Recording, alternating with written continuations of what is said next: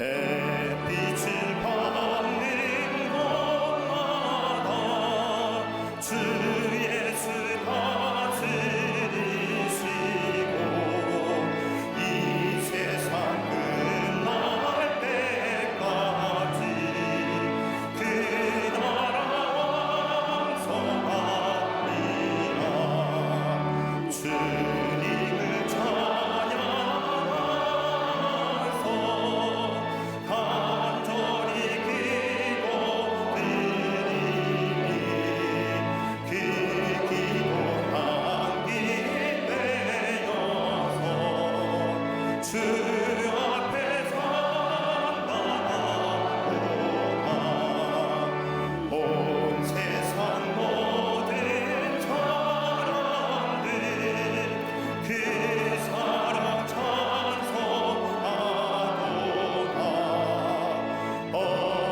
어린이들도 기뻐서 구주를 찬송하도다.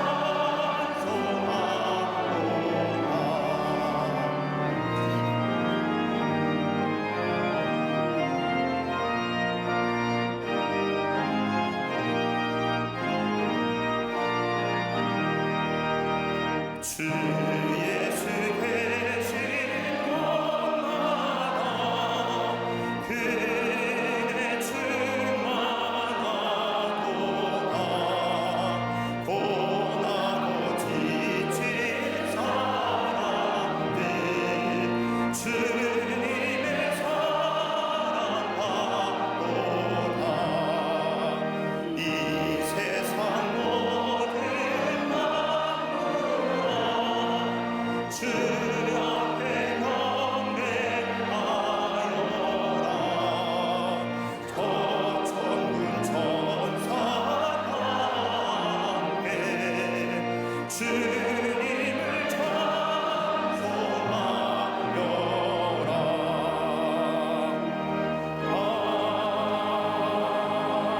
아멘.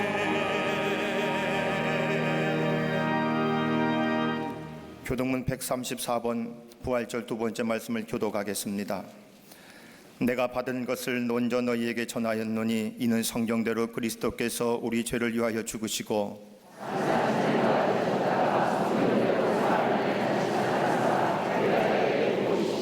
후에 12 제자에게와 그 후에 500여 형제에게 일시에 보이셨나니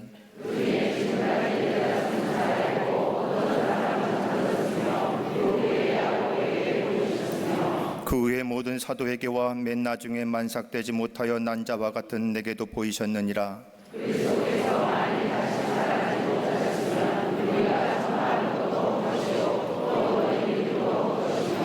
만일 그리스도 안에서 우리가 바라는 것이 다만 이 세상의 삶뿐이면 모든 사람 가운데 우리가 더욱 불쌍한 자이리라.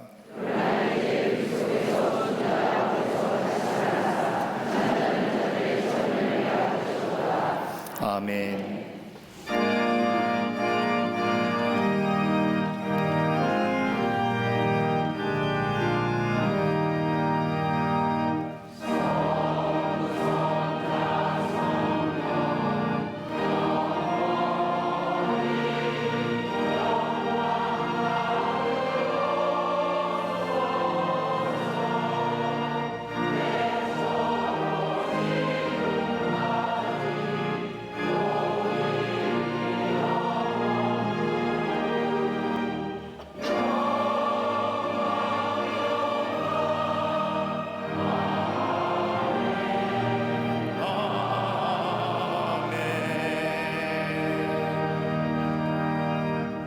전능하사 천지를 만드신 하나님 아버지를 내가 믿사오며 그 외아들 우리 주 예수 그리스도를 믿사오니 이는 성령으로 잉태하사 동정녀 마리아에게 나시고 본디오 빌라도에게 고난을 받으사 십자가에 못 박혀 죽으시고 장사한 지 사흘 만에 죽은 자 가운데서 다시 살아나시며 하늘에 오르사 전능하신 하나님 우편에 앉아 계시다가 저리로서 산자와 죽은 자를 심판하러 오시리라. 성령을 믿사오며 거룩한 공회와 성도가 서로 교통하는 것과 죄를 사하여 주시는 것과 몸이 다시 사는 것과 영원히 사는 것을 믿사옵나이다. 아멘.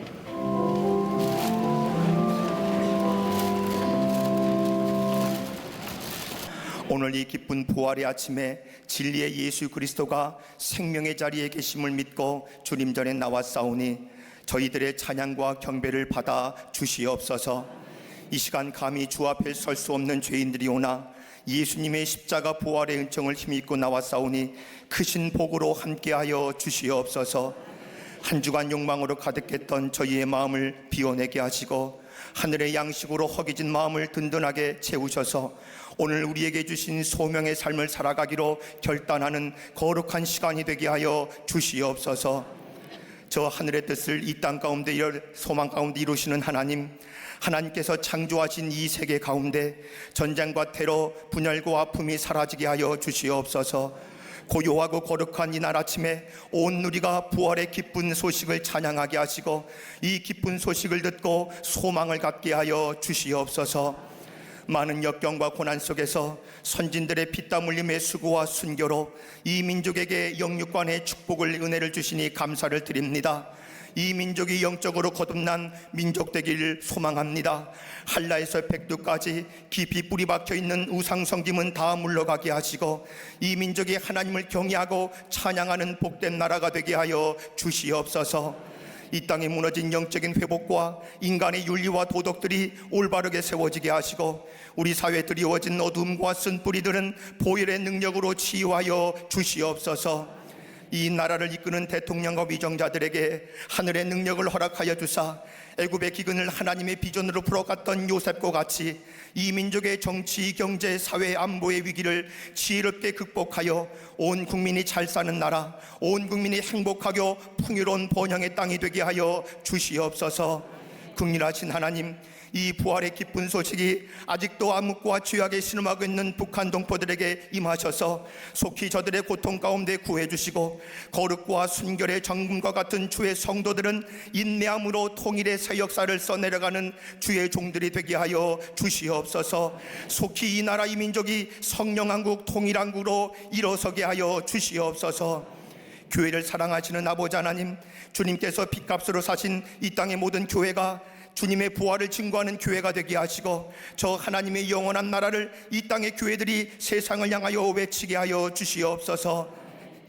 66년 전 한국교회와 국가를 중보하는 교회로 우리 광림재단을 세워주심에 이 사회와 국가와 온 세계까지 뜨겁게 주의 말씀을 증거하며 땅끝까지 선교에 앞장서는 교회 되게 하신 것 감사합니다.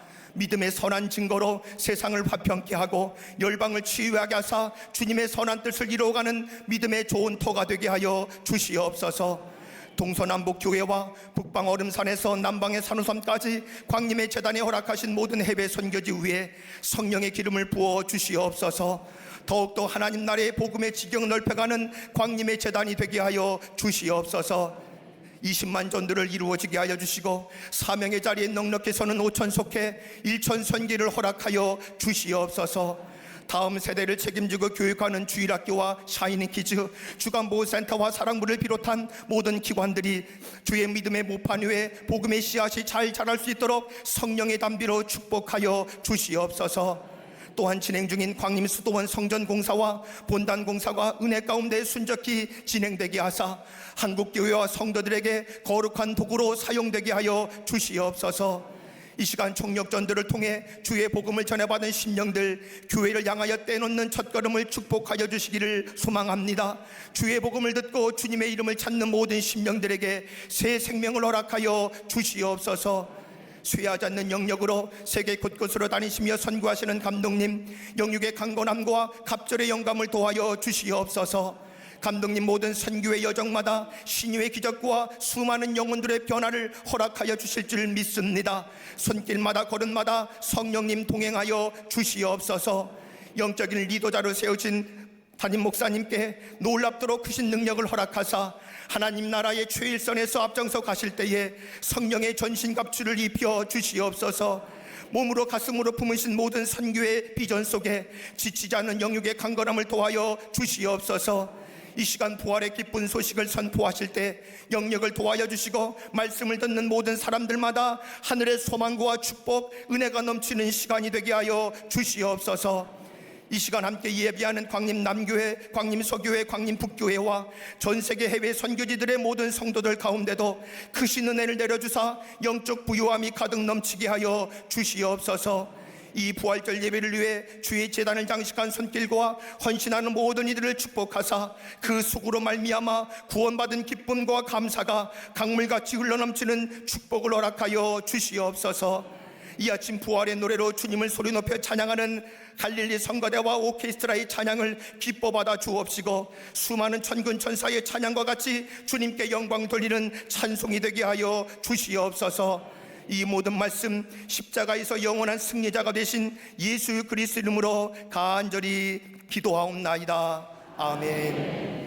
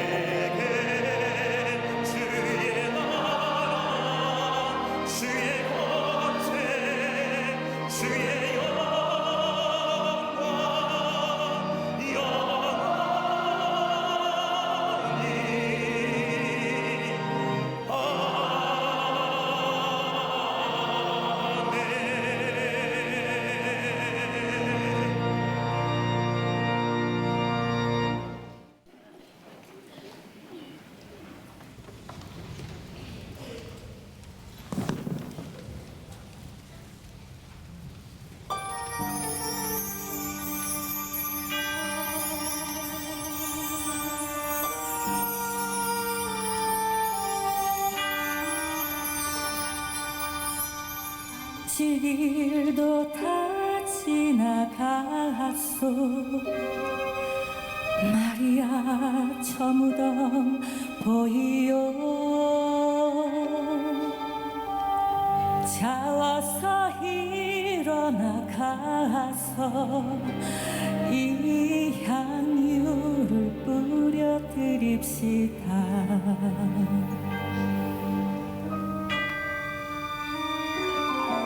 예전에 걷던 길이련만 왜 이리도 힘이 들까. 참혹한 그의 죽음 생각하니 이 작은 나의 가슴 터지네.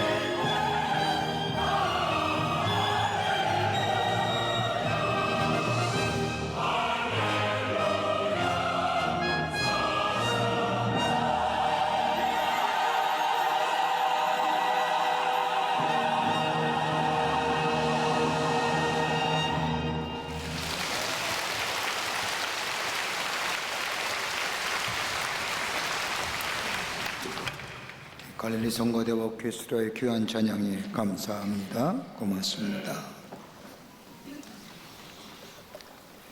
미국의 실존주의 철학자인 롤로 메이가 쓴 책 가운데 My Quest for Beauty라고 하는 책이 있습니다. 우리나라 말로 미의 탐구란 제목으로 번역된 책입니다. 그 책의 내용 가운데 자신이 경험했던 일들을 적고 있습니다. 롤로 메이가 그리스도의 한 수도원을 방문했는데 우연히 그 수도원에서는 밤새도록 부활절 예배가 진행되고 있었습니다. 캄캄한 어둠 속에서 촛불만이 빛나면서 여러 가지 향냄새가 풍겨지면서 예배가 진행되고 있습니다. 밤새도록 진행되는 이 부활절 예배 어느 시점에 다다르자 사제가 잘 포장된 3개의 달걀을 그 예배에 참석한 한 사람 한 사람에게 나누어지면서 이야기하는 겁니다. 크리스토 아네스티. 크리스토 아네스티. 이 말은 예수 그리스도께서 부활하셨다는 겁니다. 사제가 결혼을 나눠주면서 크리스토 아네스티, 그리스도께서 부활하셨습니다라고 이야기하면 그 결혼을 받는 사람들은 이렇게 화답하는 겁니다. 그는 정말로 부활하셨습니다. 사제가 사람들을 결혼을 줄 때마다 그는 정말로 부활하셨습니다 라고는 말하는 외중 가운데 그 가운데 있던 롤로메이의 마음속에 이 말이 실존으로 부딪히게 됩니다. 나는 정말로 예수님의 부활을 믿고 있는가? 내가 정말로 예수의 부활을 믿고 있다면 내 삶 속에는 어떤 의미가 있을까? 이것이 그의 삶 속에 의문이 되고 고민이 되면서 예수님의 부활에 대하여 깊게 생각하고 그가 믿게 되므로 그의 철학의 방향이 달라졌다는 겁니다. 예수 그리스도의 부활은 신화가 아닙니다. 추리의 소설도 아니고요. 예수님의 부활하심은 역사적 사건입니다. 성경으로 말씀으로 입증된 역사적 사실이며 하나님의 섭리 가운데 이루어진 약속하신 것에 성취된 사건입니다. 여러분, 인류의 성자며 역사의 성인이었던 사람들 가만히 보면 다 무덤이 있지만은 우리 예수님은 무덤이 없습니다. 왜요? 부활하셨기 때문입니다. 부활하신 우리 주님은 많은 사람들에게 당신의 모습을 보여주셨습니다. 여러분, 누가복음의 말씀만 보더라도 5번이나 부활하신 주님이 사람들에게 보여주신 것을 보게 됩니다. 막달라 마리에게 보여주셨습니다. 그뿐 아니라 다락방에 숨어있는 제자들에게 나타나시어 너희에게 평강이 있을지어다 라고 말씀하시며 부활하신 주님을 보여주시며 위로와 용기를 주셨습니다. 의심하는 도마에게 나타나셔서 부활하신 주님의 모습을 보여주시면서 내 손을 내밀어 내 옆구리에 넣어보라. 그리하고 믿음이 없는 자 되지 말고 믿는 자가 되라고 말씀하실 뿐만 아니라 오늘 본문의 말씀인 엠마오로 내려가는 2 제자에게 보여주셨고, 그래서 디베랴 바닷가에서 밤새도록 물질을 했지만은 아무것도 얻지 못한 자들, 저들에게 찾아가셔서 그물을 내리라 하시며 고기를 잡게 하실 뿐만 아니라 저들에게 조반을 차려주신 그 예수님, 5번이나 저들에게 나타나시어 예수님의 부활하신 것을 보여주신 것을 보면 부활은 역사적인 사실입니다. 더 나아가 예수 그리스도의 부활은 기독교의 핵심입니다. 예수 그리스도의 부활이 있기에 그리스도의 고난이 귀한 겁니다. 만약 십자가 사건이 십자가로 맞춰졌다고 한다면 고통과 고난뿐이었을 겁니다만은 그 십자가의 죽음을 이기시고 부활하신 주님이 있기에 그 십자가가 귀하고 부활이 귀한 겁니다. 그러기에 예수님의 공생의 마지막 정점은 예수 그리스도의 십자가의 죽으심과 더불어 3일 만에 부활하신 일일 겁니다. 이것이야말로 기독교 복음의 핵심이요, 복음 중에 복음입니다. 또 하나 있다고 한다면 예수님의 부활은 약속하신 대로 영생의 성취입니다. 십자가가 구속의 완성이라면 부활은 우리에게 영생을 약속하신 약속의 성취입니다. 그러기에 바울은 세상의 풍속에 입석한 고린도 교회를 향하여 고린도서 15장 14절의 말씀을 보면 그리스도께서 만일 다시 살아나지 못하셨으면 우리가 전파하는 것도 헛것이요 또의 믿음도 헛것이며 이어 19절 말씀에 보면 만일 그리스도 안에서 우리가 바라는 것이 다만 세상의 삶을 뿐이면 모든 사람 가운데 우리는 더욱 불쌍한 자니라. 예수 그리스도의 부활이 없다고 한다면 우리가 믿는 것도 것이고 우리가 전파하는 것도 것이고 우리가 믿는 것이 다만 이 세상의 삶뿐이라면 이것처럼 불쌍한 사람이 없을 것입니다. 그러기에 예수 그리스도의 부활하심은 우리의 과거와 우리의 현재와 우리의 미래의 삶을 바꿔놓을 뿐만 아니라 우리의 미래의 삶을 새롭게 열어주신 하나님의 은혜, 하나님의 은총에 우리를 향한 사건이라 할 수 있을 겁니다. 몇 년 전에 돌아가신 빌리 그리함 목사님 책 가운데 나온 이야기입니다. 빌리 그리함 목사님이 옛날 소독의 콘라드 아데나워 수상을 만날 때 일입니다. 빌리 그리함 목사님이 아데나워 수상을 만나면서 무슨 얘기할까 고민합니다. 어떤 얘기하면 화제거리가 있을까? 동서독의 문제, 공산주의와 자본주의의 문제 등등 한참을 생각하다가 이 빌리 그리함 목사님이 생각합니다. 그런 얘기 말고 그저 세상 평범한 돌아가는 이야기 해야겠다고 생각하고 아데나워 수상을 만납니다. 그런데 느닷없이 이 아데나워 수상이 빌리 그리함 목사님을 만나더니 목사님, 세상에 가장 중요한 일이 무엇인지 아십니까? 이 질문에 당황스럽게 대답을 못한 이 빌리 그리함 목사님 앞에 이 아데나워 수상이 얘기합니다. 목사님, 세상에서 가장 중요한 일은 예수 그리스도의 부활이십니다. 그게 우리의 소망이 됩니다. 부활하신 주님을 만나는 순간 우리의 안에 구원과 더불어 영원한 생명을 소유할 뿐만 아니라 새로운 삶의 변화가 일어납니다. 절망과 좌절의 삶이 소로운 소망과 희망의 삶으로 변해주는 것이 있다고 한다면 바로 그것이 예수 그리스도의 부활하심입니다. 오늘 본문의 말씀은 누가복음에 나오는 특수한 이야기의 말씀입니다. 엠마오로 가는 두 제자, 저들은 예수님과 함께 했던 사람들입니다. 예수님과 함께 하면서 예수님이 죽은 자를 살린 것을 보았습니다. 병자를 낫게 하는 것도 보았습니다. 예수님께서 하나님 나라의 복음을 전파할 때에 감동에 젖어서 시간 가는 줄도 몰랐습니다. 그러면서 이들이 생각합니다. 우리 예수님이야말로 저 로마 아래에 있는 이스라엘을 구원하실 자이다. 믿었습니다. 신뢰했습니다. 그리고 예수님을 따라다녔습니다. 그런데 그렇게 믿고 신뢰했던 예수님이 십자가에 허무하게 못 박혀 죽었을 때에 예수님만이 죽은 것이 아니라 저들의 미래가, 저들의 꿈이 함께 죽어버렸습니다. 그래서 오늘 본문의 말씀을 보면 자신들의 미래가 사라졌음을 보고 자신들의 고향으로 돌아가고자 엠마오의 길을 걸어가고 있는 겁니다. 삶의 중심에서 삶의 저변으로.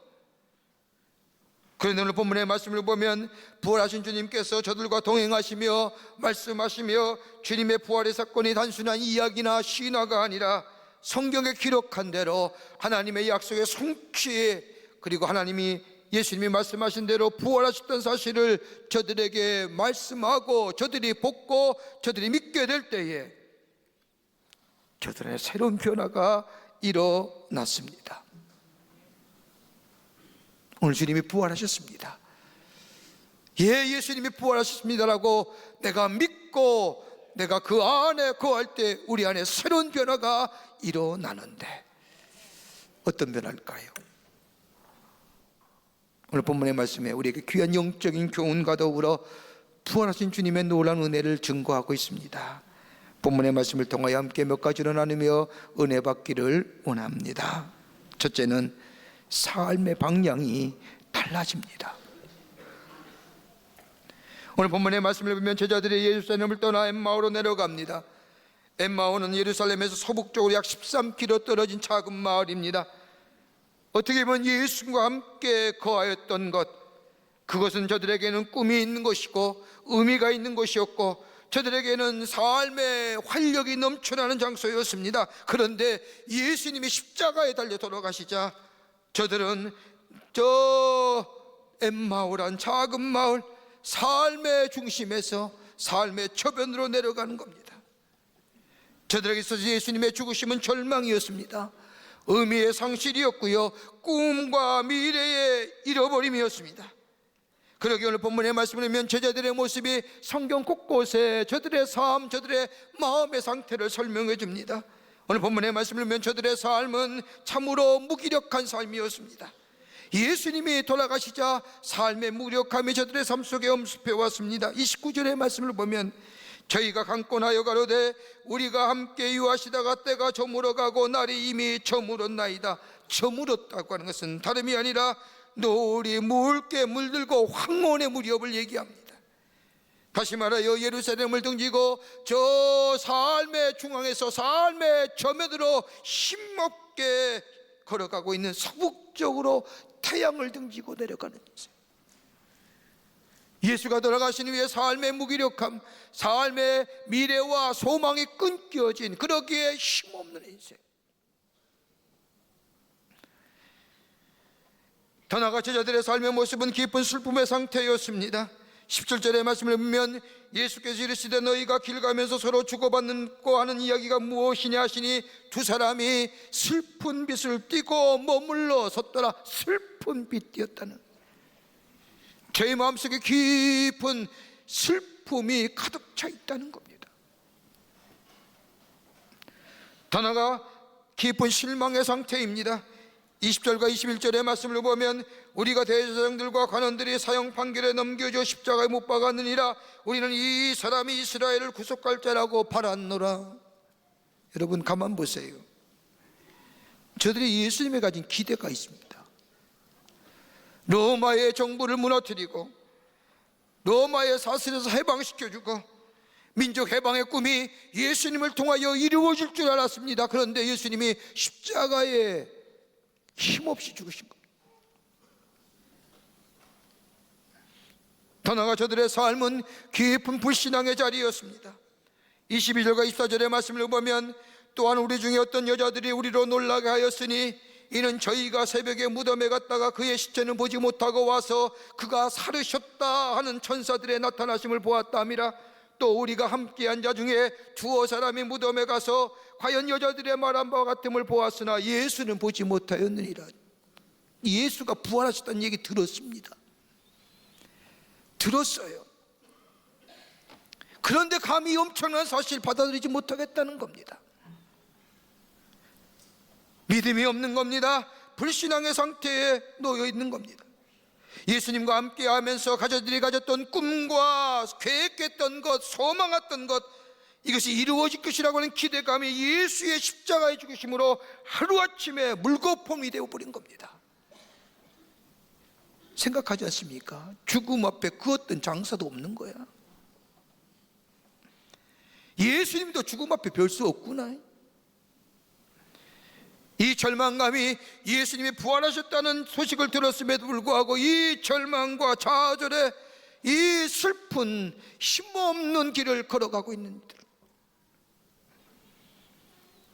그러나 부활하신 예수님께서 저들과 동행하시며 말씀을 통하여 예수님이 세상에 계실 때에 하신 말씀과 선지자들과 예언자들의 이야기를 풀어 설명해 주십니다.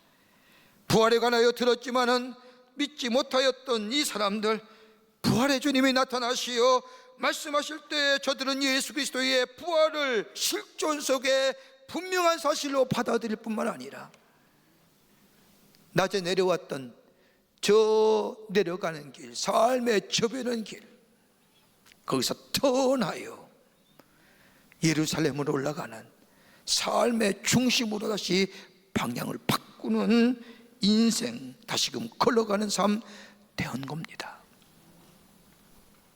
실패와 실망과 좌절의 걸음이 아닌 새로운 용기와 소망의 걸음으로 변한 이들, 삶의 방향을 바꾸어 다시 하면 예루살렘으로 올라가는 터닝 포인트가 된 겁니다. 부활이 이런 겁니다.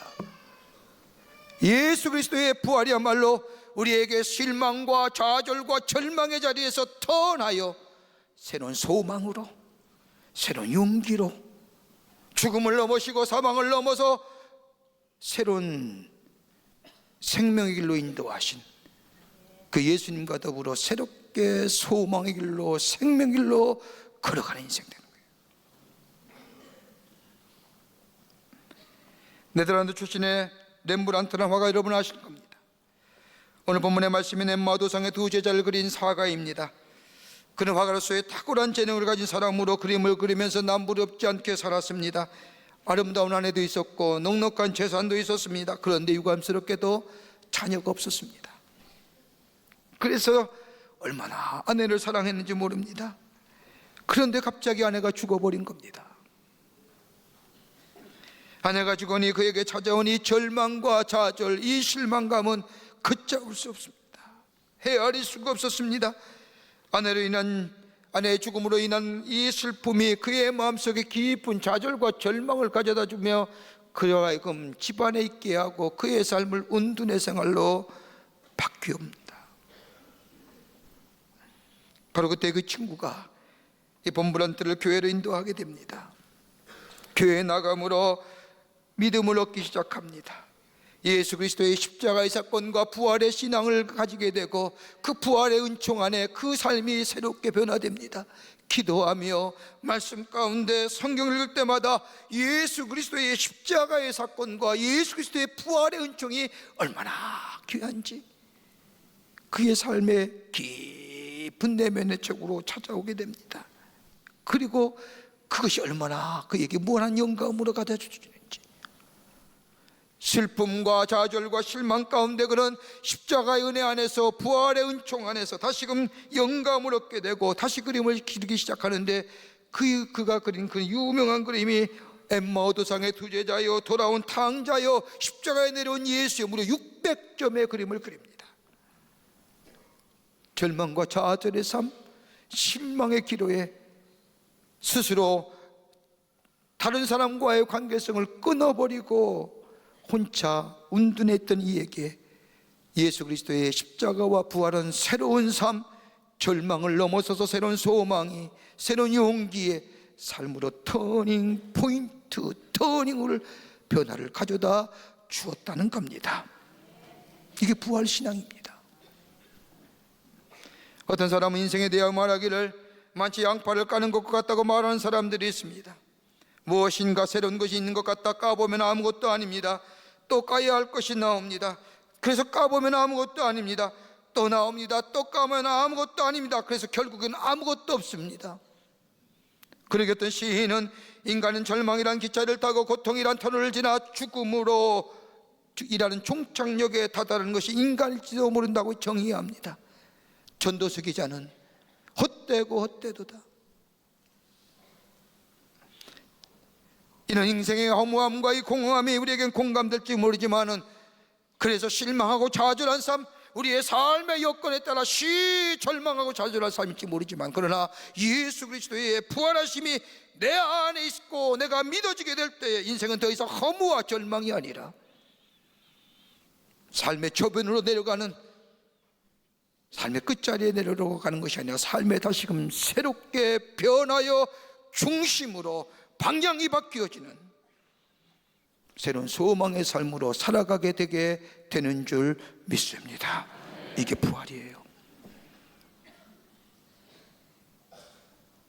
둘째로는 오늘 본문의 말씀을 보면 대화의 내용이 달라졌습니다. 17절 말씀을 보면 예수께서 이르시되 너희가 길을 가면서 서로 주고받는 이야기가 무엇이냐 하시니 두 사람이 슬픈 빛을 띠고 머물러 서더라. 저들의 대화의 내용, 많은 소재와 많은 이야기가 있겠지만 단 한 가지 주제입니다. 죽음, 허무예요. 저들이 예수님을 따르면서 예수님이야말로 이 나라와 이 자신들을 구원할 구속의 주로 믿었습니다. 더 나아가 예수님을 통하여 이 민족이 살 수 있고 내가 살 수 있고 내 꿈과 내 미래가 저 예수께 달려있다고 믿었던 이들, 그러기에 예수가 세상에 계실 때에는 모든 것이 희망이고 소망인데 예수님이 십자가에 죽으셨습니다. 끝이에요. 죽음이에요. 절망과 허무감이에요. 여러분, 오래전에 한 개그맨이 나와서 한 프로그램에서 얘기하는 것 여러분 들으셨을 겁니다. 소고기 시리즈라고. 개그맨이 나와 이야기하죠. 자주 섞인 말로. 소고기 먹으면 뭐하노? 먹고 힘내서 돈 벌지. 돈 벌면 뭐하노? 소고기 사 먹지. 소고기 사 먹으면 뭐하노? 일하겠지. 일하면 뭐하노? 소고기 사 먹겠지. 여러분 웃으시죠? 우리 다. 우리 인생 아니에요? 자주 섞인 얘기잖아요. 인생의 허무와 공허함이잖아요. 참된 소망과 삶의 의미가 사라진 인생들이 나눌 수 있는 삶의 공허함과 무상함을 단적으로 보여주는 거 아닙니까? 여러분, 부활에 참된 믿음이 없는 사람들이 나누는 대화의 이야기들, 다양한 주제와 소재를 가지고 말하지만 저들의 이야기의 공통점이 뭔지 아십니까? 땅의 이야기입니다.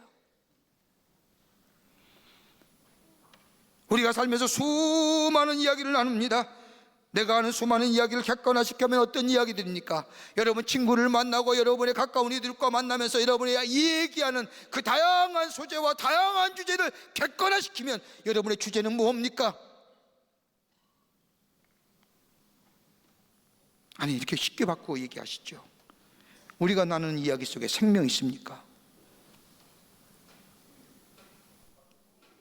내가 하는 이야기 속에 생명이 있습니까? 있어요?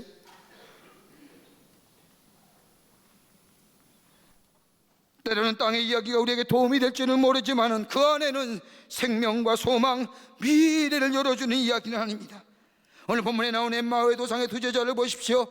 예수의 부활의 이야기를 들었습니다. 알고 있습니다. 그럼에도 불구하고 저들의 이야기는 땅의 이야기입니다. 예수 그리스도의 부활의 앞에 있는데 절망을 얘기하는 겁니다. 절망과 사망의 권세를 이기시고 부활하셨는데 저들이 나오는 이야기는 허무의 이야기입니다. 엠마 도상의 두 제자뿐입니까? 우리들의 대화는 아닙니까? 그러나 부활하신 주님이 저들에게 나타나시어 말씀하실 때에 저들이 주님을 만나고 주님을 믿게 될 때에 저들은 더 이상 땅의 이야기가 아니라, 절망과 좌절의 이야기가 아니라, 죽음에 관한 이야기가 아니라 하나님의 나라의 이야기, 미래의 이야기, 꿈의 이야기, 저 하나님 나라의 이야기라는 대화의 내용이 하늘의 것으로 바뀌어지는 역사가 일어나. 이 부활신앙입니다. 철학자 임마누엘 칸트는 인간이 있어서야 할 세 가지 행복에 대해 말합니다. 할 일 있는 사람은 누구든지 행복한 사람이다. 사랑할 대상이 있는 사람은 다 행복한 사람이다.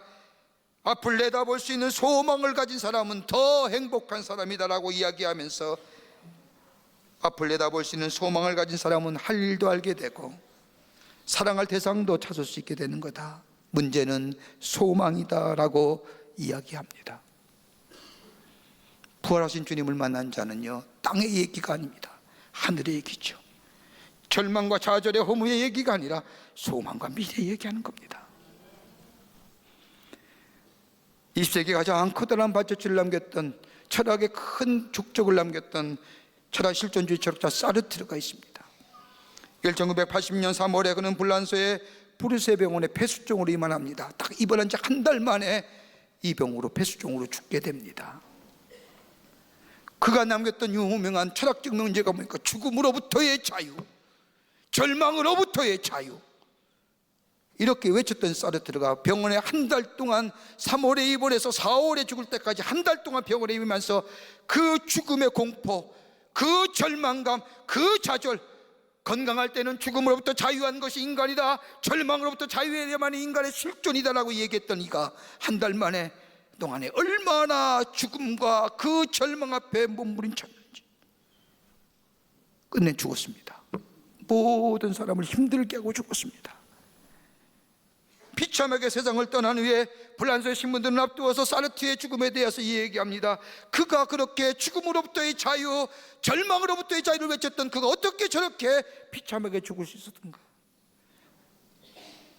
한신민 기자가 정확하게 집어냅니다. 다름이 아니라 그가 말로가 그렇게 비참했던 이유는 사르트르에게는 돌아갈 고향이 없었기 때문이다. 그 반대로 2차 세계대전에 나치에 항거하여 히틀러에게 항거하여 감옥에 갇혔던 디트리 보네포 같은 자는 어느 날 간수가 문을 두드리고 들어오는데 직감적으로 자기가 죽을 것이라고 생각을 합니다. 그리고 벌떡 일어나 같이 감방에 있던 자기 동료들에게 이렇게 인사합니다. 여러분, 나에게 이제 죽음이 찾아왔습니다. 그러나 기억하십시오. 이것이 마지막이 아니고 시작입니다. 주님께서 나를 예비하여 예비하신 아버지 집에서 만날 때까지 여러분 안녕히 계십시오. 그는 돌아갈 고향이 있었던 겁니다. 뭐예요? 부활의 신앙이 땅의 것이 아니라 하늘의 것을 바라보게 하는, 오늘 이 믿음이 있을 때 땅의 것을 보며 절망하고 좌절하며 상한 상실감 갖고 사는 것이 아니라 예수 그리스도의 부활하심을 내가 믿게 될 때 우리는 소망 가운데 미래를 보며 주와 함께 동행하며 용기 있는 인생으로 삶의 환경이 아무리 어렵다 할지라도 우리는 새로운 소망 가운데 미래를 향하여 나아가는 복된 인생이 될 줄 믿습니다.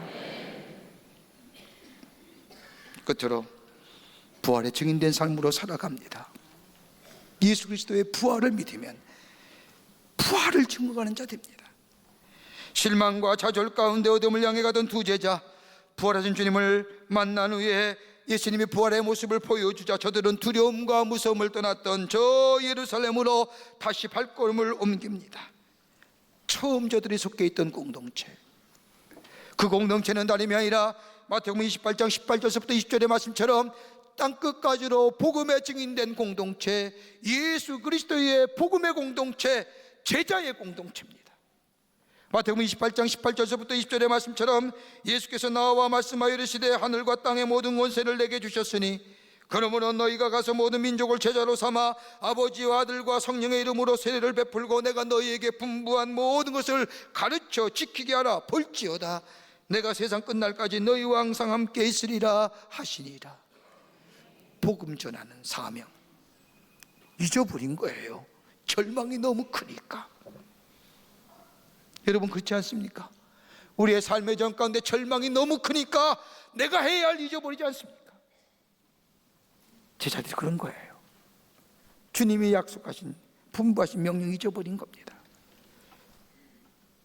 여러분 유진 피터슨 목사님이 쓴 메시지라는 성경을 보면 이 말씀이 좀 더 쉽게 이해가 됩니다. 마태복음 28장 18절부터 20절의 말씀을 보면 예수께서 곧바로 이렇게 지시하셨다. 하나님께서 내게 주신 권세와 명령으로 너에게 이 일을 맡긴다. 너희는 세상에 두루 나아가서 만나는 사람마다 이 생명길로 훈련시키고 아버지 아들과 성령의 이름으로 너에게 세례를 주어 표를 삼으라. 그리고 내가 너희에게 명령한 모든 것을 삶으로 살아가도록 가르쳐라. 너희가 이 일을 하는 동안에 이 시대가 끝날 때까지 날마다 하루도 빠짐없이 내가 너희와 함께 있을 것이다. 잊어버린 거예요. 증인으로서의 삶, 하나님이 나를 부르시고 구원해 주시고 부활의 은총을 그러나 그 제자의 공동체 증인의 삶 맡기셨는데 예수의 십자가의 죽으심을 보면서 이 땅의 절망을 보면서 땅의 절망을 맛보기에 말씀만으로 살아갈 수는 없는 것 같아요. 말씀은 좋은 거지만 말씀만으로는 살 수 없는 것 같아서 말씀을 좋긴 좋지만 이 세상에 말씀만으로 살아가는 것이 아니라 세상에 또 다른 필요한 것이 있는 것 같아서 저들은 엠마오를 통해서 작은 마을로 내려가요. 그러나 부활하신 주님을 만날 때 저들은 방향이 바뀌어지지요. 잃었던 사명이, 잃었던 삶의 목표가 새롭게 생각나는 거예요. 내가 왜 살아야지? 내가 무엇 해야지? 내가 어디로 가야지? 그러기에 저들은 떠나요 예루살렘을 향하여 올라가는 겁니다. 왜요? 주의 주신 사명감동. 여러분, 사명이 있는 자는 열정이 있습니다. 사명이 있는 자는 삶에 활력이 있는 거예요. 땅의 것을 바라보며 절망과 좌절했던 저 수가성 여인이 부활하신 주님을 만나는 순간 땅의 것이 나의 소망이 될 수 없음을 깨달으며 나아가서 예수 만났습니다. 예수가 생명입니다. 예수가 나의 생명수입니다라고 외쳤던 것처럼 이 제자들도 부활하신 주님을 만난 후에 잃어버렸던 사명이 생각나고 그 사명을 향하여 저들의 걸음이 바뀌어 사명 있는 자로. 이것이 부활의 신앙입니다. 필립 얀시라고 하는 기독교 작가의 글 가운데 이런 글 하나가 나옵니다. 자기가 살면서 인생을 살면서 자기가 가장 감명 깊었던 묘비의 글이 하나 있는데, 그건 다름이 아니라 자신의 친구인 저 루지애나 사는 친구의 할머니의 묘비라는 겁니다. 자기가 자기 친구인 루지애나에 있는 친구의 집을 방문했을 때 그 친구가 저 성경어 교회 뒤에 편에 묻어있는 자신의 할머니의 묘소를 보여줍니다. 그 묘소의 묘비에는 글이 써 있는데 그 길은 다름이 아니라 이 친구가 얘기합니다. 그 친구의 그 묘비에는 보통이면 태어난 날과 죽은 날이 적혀있는데 이 할머니는 태어난 날이 있는데 죽은 날이 없는 겁니다. 그러면서 묘비에 뭐라고 써 있느냐? 기다리는 중. I am still waiting. 그러면서 그 친구가 이야기합니다. 우리 할머니가 기다리라는 중이라고 썼던 이유는 다른 것이 아니라 비록 내가 죽음의 연장 속에 있을지라도 예수님이 부활하신 것처럼 아직도 나는 그 부활을 기다리고 있노라. 이게 기다린다는 거예요. 웃을 때 웃어야지. I am still waiting 하는 거예요. 부활을 믿으며 그 부활을 기다렸던 이 할머니, 모든 사람이 죽음은 절망이라고 말하는 무덤 가운데 있지만은 나는 다시 오실 주님 기다릴 거야. 주님 약속하신 거 기다리는 거야. 십자가의 사랑을 믿던 이 할머니는 부활의 소망을 붙들고 다시 오실 주님, 재림하실 주님을 바라보며 소망에 굳게 서서 저 죽음을, 절망을 상징하는 저 죽음, 저 무덤 사이에 있지만 나는 still waiting 하는 거예요. 부활을 증거하는 삶이잖아요. 죽어서라도 그리스도의 부활을, 다시 오실 부활, 재림을, 주를 기다리며 사는 이 신앙이 바로 우리의 사명을 새롭게 하고 하나님의 사람으로 살아가게 하는 줄 믿습니다. 예수님이 부활하셨습니다. 이 부활을 내가 믿고 내 믿음 안에 거하게 될 때 우리의 삶의 방향이 바뀌어지고 우리의 대화가 땅의 것이 아니라 하늘의 것이며 새로운 사명자의 삶으로 살아가는 복된 인생, 복된 삶 될 줄 믿습니다. 이런 믿음으로 승리하시는 여러분과 저와 되시기를 주의 이름으로 축원합니다. 하나님 감사합니다. 죄로 말미암아 영원히 죽을 수밖에 없는 저희들을 구원하여 주셔서 하나님의 백성 삼으심에 감사합니다. 아버지 하나님, 부활의 신앙을 가지고 절망과 어둠 가운데 있는 곳에 머물러 있는 것이 아니라 새로운 소망 가운데 새로운 미래를 향하여 나아가는 복된 저희들 되게 하여 주시옵소서. 감사하며 예수님의 이름으로 기도하옵나이다. 아멘.